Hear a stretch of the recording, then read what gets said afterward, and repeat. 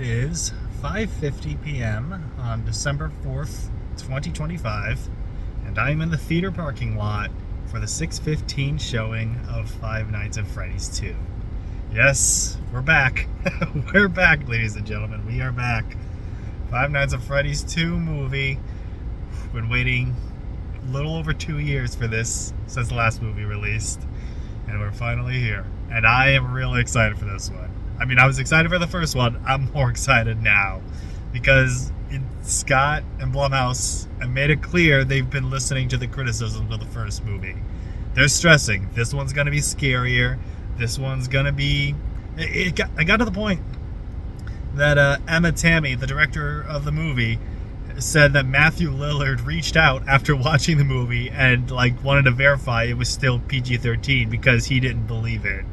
So, I don't know what exactly that entails, but my goodness, that's a good sign. And the trailers look fantastic. The toy animatronics look fantastic. The wizards look fantastic. This movie, oh, I'm so excited. I'm so excited we're finally here.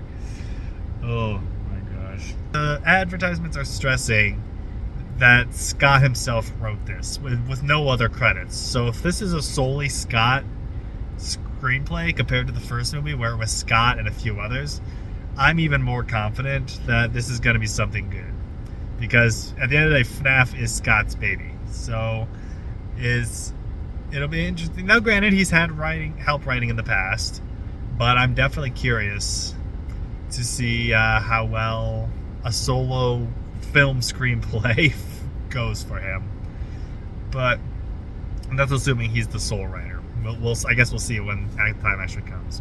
Oh man, this is so exciting. I'm so glad we're finally here. So glad we're finally doing this again. Oh man. And they're promising a lot more fan service this time. A lot more cameos and stuff for the fans to enjoy on top of the horror. Apparently certain cameos are... They didn't say any names, but there are some cameos this time around outside of the ones we got. Markiplier is definitely going to be one of them. I will be upset if Markiplier is not in the movie. I'm probably going to get some more FNaF tubers in there. My biggest question is, in none of the advertisements thus far, we have not seen Toy Chica missing her eyes and beak. I really hope some point in the movie, even if it's not the majority of the movie, I really hope we get that some point in the movie. That is her iconic look. The black eye sockets with the white eyes and the no beak. Can you imagine? Oh my gosh, can you imagine? Because Scott pointed out in the FNaF 4 MatPat GT Live teasers, he felt the need to mention Toy Chica's missing beak. Why was Toy Chica missing a beak? If this movie somehow roundabout answers that, that's going to be fucking hilarious. But, yeah. I'm excited. I'm excited to see what Scott and Blumhouse have brought to the table this time around. And I'm going to do my best when I get back to not go immediately into spoilers. I was excited last time to talk about, the MatPat cameo. But since MatPat is a main character this time around, that shouldn't be an issue. Unless there's some other big cameo I need to mention. But when I come back, I'm going to try not to go straight into spoilers. I'll try to give as non-spoiler of a thing as possible before going into spoilers. So, that all said, let's do this. I still love this poster so much. I still love it so much. It's perfect. Here we go. 2 hours later. Wow. Wow. Okay, control yourself. I said I wasn't going to go straight into the spoilers, but there is definitely spoilery stuff to discuss, for sure. But overall, okay, I'm gonna talk non-spoilers as much as I can. Overall, great. I love this. It feels like there was a clearer vision this time around, a clearer vision of what story was wanting to be told here, and great sequel. It's a great continuation of the story set up in the first movie. Great at adapting the game lore, obviously specifically FNaF 2, but other games as well. I'll be honest, there were not as many Easter eggs as I was expecting. And there were not as many cameos as I was expecting as well. So don't get your hopes too high up for that. But maybe that is a blessing in disguise. Because, yeah, it gave more focus on the current narrative as opposed to, like, an Easter egg hunt. There are Easter eggs to be found, don't get me wrong. Like, within the first minute or so, there was one that made me, like, do the Leonardo DiCaprio meme, you know? Yeah, there were a few that made me go, oh yeah, that's cool. But yeah, the animatronics, chef's kiss. They were perfect. They perfectly executed, perfectly voiced. Oh, yeah, I know everyone was kind of memeing on Megan Fox's Toy Chica and how that was going to go. She did beautifully. She sounds exactly, maybe not exactly, but she sounds like the interpretation of Toy Chica that Amber Lee Connors gave her in the games. She embodies Toy Chica. Perfect. And obviously, Kellen Goff as Toy Freddy. That was fantastic. Matt Pat as Toy Bonnie. Beautiful. I will be honest, if I did not know ahead of time that was Matt Pat, I would have never figured it out. Now, granted, there was some voice filtering, as some people were predicting, but even then, I would not have been able to guess that was Matt Pat. But Kellen Goff as Toy Freddy, yeah, that was... even if I didn't know beforehand, I would hear that voice and go, yeah, that's Kellen. That's Kellen. Oh, but yeah, so great. I will admit, I'm not going to go into spoilers on this yet. The ending, I will admit, was cool and really sets up what's to come. I just feel like, and I think this is an issue with second movies in a trilogy in general. Like, they feel like they have to end on sequel bait, obvious sequel bait, which can work, don't get me wrong. And again, this isn't like, let's put it this way, this isn't like a Spider-Verse situation where the second movie clearly ended, even though, like, it was, like, you know what I mean? Like, the second Spider-Verse movie, like, was clearly basically saying in your face, like, yeah, we know there's more to tell, but we're gonna stop right now. Like, this is not that. This very much clearly does have an ending, but it's not as wrap-uppy as the first movie, if that makes sense. The first movie kind of wraps everything up in a neat little bow while slightly teasing what's to come. But yeah, this one very much did not wrap things up right away. But again, still a good ending to this particular story and does a very good job setting up what's to come. And I'm definitely excited. And there is a mid-credits scene. There's not a post-credits scene necessarily, but you know, in the first movie, right as the credits were rolling, that's when we got the C-O-M, like teasing what's to come. We get something similar this time around. I'll go talk about that more in the spoiler section, but at the very end of the credits, there is something there. But there's an actual full-blown mid-credits scene, in, like, you know, just like how there was in the first movie. Only while the first movie's mid-credit scene was obviously more of a gag, this one is actually one you're really gonna want to see. It's one we kind of all expected, but it's still so... Okay.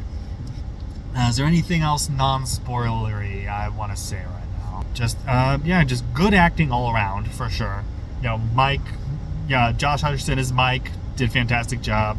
Abby, even though she's noticeably older, and they do make a joke about that in the movie, how much she's grown, even though it's only supposed to be a year later. She is doing. Yeah, Piper was great as Abby again. Elizabeth Lail as Vanessa, very great, very good at a woman trying to move on from her past after a traumatic experience. Yeah, she did a phenomenal job with that. Just all the characters, like all the actors, were great, fantastic. And Abby's teacher, played by Wayne Allwright, he was great in his role, little too well. I will leave it at that. He was a little too great in his role. But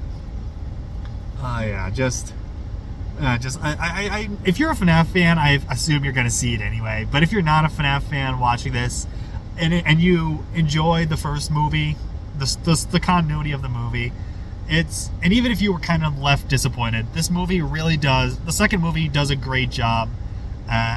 Again, like I said in the beginning, listening to the criticisms and adjusting things going forward. Because it definitely was amping up the scares this time around. I wouldn't necessarily say it's like, oh my gosh, like, I'm gonna have nightmares tonight. Like, not like that. It's still that kind of tame-ish horror that FNaF comes to expect. It is still PG-13 at the end of the day. But having watched it, I can understand Matthew Lillard's comment of, are you sure this is still PG-13? I can understand what he means after watching the movie myself. It can get graphic, but not too much. Just watch it yourself. And I'll probably go into a little more in the spoiler section, which I think is going to be coming up right about now. So, again, final thoughts. The movie was fantastic. Please watch it if you have any interest in it. Trust me, it is significantly better than the first, and such a great blend of being for FNaF fans while still continuing the general story of the movie for the non-FNaF fans, the non-hardcore FNaF fans. So I think that'll be it for me for the non-spoiler parts. That's all my thoughts there. Now on to some spoilers, because there are a lot of spoilers to discuss. So again, final warning. All right, ready? 3, 2, 1. Circus Baby is in this movie! Circus Baby's in the movie! I'm sorry, I was holding that in the whole time. Fucking Circus Baby is in this movie, and she looks great. She's perfect. Oh, that is so... Okay, so for context for that, there's a flashback / dream Vanessa is having when she was a kid, hiding from her father, William Afton, in the workshop. And while she's hiding, she looks over and it pans up, and it's the fucking Circus Baby animatronic. She's a perfect recreation. Oh my gosh, I squealed so hard. Like, I always saw with the bottom half at first, but she is such a recognizable character. I was like, and yeah, as it pans up, oh my gosh, Circus Baby is in this movie. Now, that's her only role in the movie. She's just there, like, as the show, like, she existed when Vanessa was a child, when William was on his murder spree. So, timeline-wise, it does make sense. Because, William was using the fun times to, lure and kill the kids. Begs the question, because Remnant has not been mentioned at all throughout this entire series. In the movies, I mean. So I wonder if that's going to come into effect. Or if William was just killing for the sake of killing. But, yeah, there was a good chance in the third movie we will get more of the fun times. And yes, there is definitely going to be a third movie at this point. The mid-credit scene absolutely confirms there is going to be a third movie.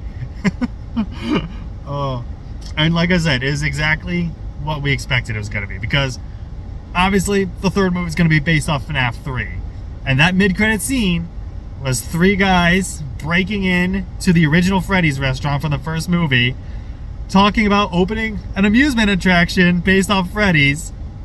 They find the secret room, and lo and behold, there he is. We don't get a clear view of him because when they find him, it's from Springtrap's point of view, and like they're all 3 looking at him. Then they cover up with plastic wrap while they like go to get their dolly or whatever. And then the camera pans. We get a slight view of Springtrap underneath the plastic wrap, and his eye glows. Oh. Again, I fully expected a scene like that to happen, but it was so perfect and so hype. Oh my gosh, it was fantastic. This movie truly is a love letter. Truly is a love letter. I mean, so was the first movie, but this one, I guess maybe more so the first one was more so, because again, there were a lot more references and Easter eggs in the first one than I noticed, at least. But the second one definitely was more focused on telling the story. Which, by the way, Scott is indeed credited as the sole writer of this movie. And I think it kind of shows this time around. And it makes some of the lines said even funnier. Like, for example, when they're in the FNaF 2 office, like the Freddy's Pizzeria. And yeah, they're in a perfect recreation of the FNaF 2 office, by the way. Perfect recreation. That's what makes me all the more upset that the FNaF 1's office wasn't a recreation of that, but I digress. At least I'm taking what we get. And yeah, when yeah, Mike's just like, where's the door? Vanessa's like, there is no door. There's not a door? Who designed this place? And knowing that Scott himself wrote that line is so funny. Or like how with the Freddy mask, and he's like, there's no way this is gonna work. It's corny, it's Marvel-esque, but you know what? It's funny. That's like the only moment like that. Like, so those little tongue-in-cheek moments, like that's like the only scene where they're present is that office scene. Which, yeah, it's not direct FNaF 2 gameplay, but it more or less is FNaF 2 gameplay where Mike is trying to like do something on the computer in the office, and like, you know, the wizards come into his office, and he has to like put the Freddy mask on. It is fantastic. Oh my gosh. Oh, so great, so great. So yeah, great movie all around. The focus was definitely more on the humans, which I'm perfectly fine with. Like, this is the place, because, you know, like, the books and the movie, like, yeah, focusing on the human side of things, totally understandable. But this movie, again, the game's lore, especially early on, is like so vague that, like, it's kind of hard to tell if the movie is confirming things or changing things. But the movie answers a decade-plus question of why the toy animatronics move and want to harm you. For the longest time, people suspected there's a second batch of 5 murders. And it's not directly denied that happened, because it kind of is implied at this time, but what is confirmed in the movie that Vanessa explains is that the place is only haunted by one animatronic, Charlotte, the marionette. So the toys, you know, similar to her role, because it's established early in the movie that the marionette, the marionette's role in the performance is to essentially be a puppet master and direct the animatronics. And that's essentially what Charlotte is doing as a ghost possessing the marionette. Is she's possessing all the toys and taking on their personalities because her ultimate goal in the movie is to trick Abby into turning off the perimeter blocks of the animatronics so they can all leave the restaurant and go on a murder spree. Which, oh my gosh, I don't know how this slipped my mind. This is also a big fucking reveal. Michael Afton is in this movie. Yes, Mike Schmidt and Michael Afton are 2 separate characters in the movie universe. And yes, he is, yes. And he is exactly as creepy and like his father as you'd expect. I forget the actor's name, but he did a fantastic job in the role. He is the perfect amount of creepy, but in a pleasant way, like what you'd expect from the successor to William Afton, which he is in the movie universe. He is continuing what William started. But and they even do a fake out with it. They even do a fake out with it where these ghost hunters are like saying, yeah, we're investigating a Freddy's location. We got permission from the night guard, Mike. And then, yeah, they get there, and then it's fucking Michael Afton. He even stresses, call me Michael. So, that's fantastic. It is great. I love it. Yeah, there are a lot of... And another moment for the fans to enjoy. There's a moment where Vanessa is, like, trying to talk to Charlotte, like, the possessed puppet. And Charlotte's basically like telling her plan, and then she says, I don't hate you, but you need to stay out of my way. One of her lines from Ultimate Custom Night. Yes, I love that. I loved that so much. It was that's how you do fan service, where people who get the reference can enjoy it, but it still makes sense in context. That is how you do a reference. That is how you do fan service.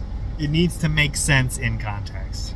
Oh, and before I forget this, I just want to tell you this too. Technically, Shadow Bonnie's in this game for like a movie, for like a frame, like in the FNaF 2 office segment, where like Mike like pulls up his flashlight in the corner where he appears in the game. For a brief moment, I spotted Shadow Bonnie.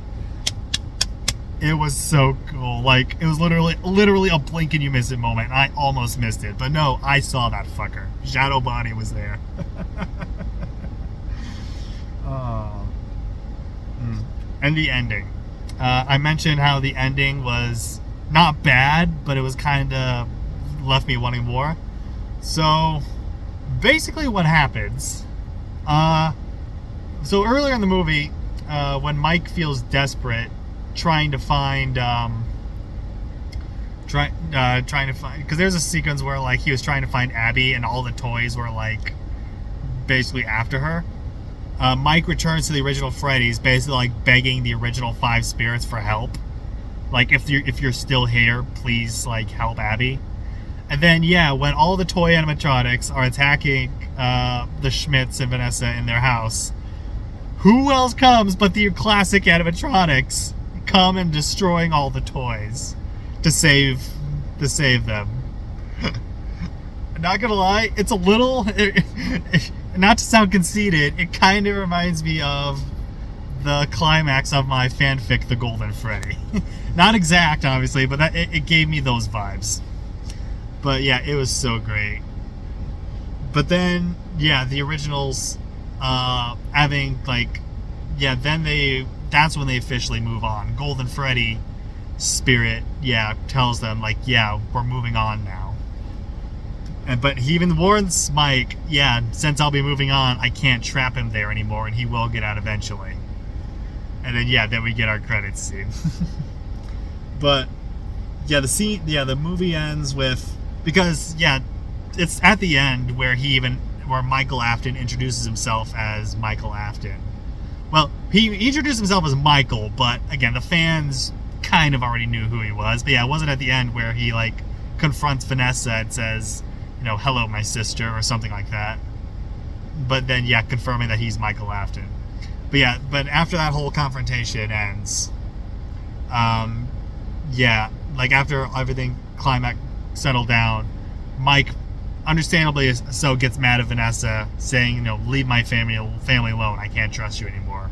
Because yeah, earlier throughout the movie, he learned about Charlotte and how Vanessa was actually Charlotte's best friend, which again, if we're going off game logic here and game comparisons, then there's a chance that maybe Elizabeth Afton and Charlotte Emily were best friends. Maybe there's a connection there. But yeah, in the movie universe, Vanessa and Charlotte were best friends. And yeah, Mike understandably got pissed at Vanessa when he found out about that, saying, why did you never mention that? And then yeah, now finding out she had a brother the whole time. Yeah, eventually, yeah, at the end of the movie, he's like, I can't trust you anymore, stay away from my family. But then right at the very end, the last shot of the movie, Charlotte possesses Vanessa.